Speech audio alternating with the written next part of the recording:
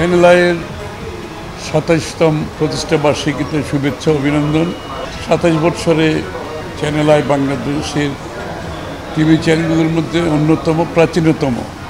এবং আমার এখনও মনে আছে শান্তিনগরে সে একটি ছোট অ্যাপার্টমেন্টের চ্যানেল আইয়ের অফিস ছিল, সেখানে গিয়ে আমরা রেকর্ডিং করতাম।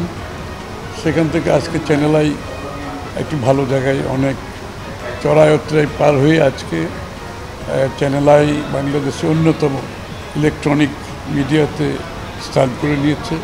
আমি আশা করি চ্যানেল আই বাংলাদেশের আগামীর যে নতুন বাংলাদেশের যে প্রত্যাশা, গণতান্ত্রিক বাংলাদেশের যে প্রত্যাশা এবং গণতান্ত্রিক অর্ডারে ফিরে যাওয়ার জনগণের যে প্রত্যাশা, সেটা তারা পূরণ করবে এবং গণতান্ত্রিক প্রক্রিয়াকে সমুন্নত রাখার জন্য তাদের চেষ্টা চালিয়ে যাবে।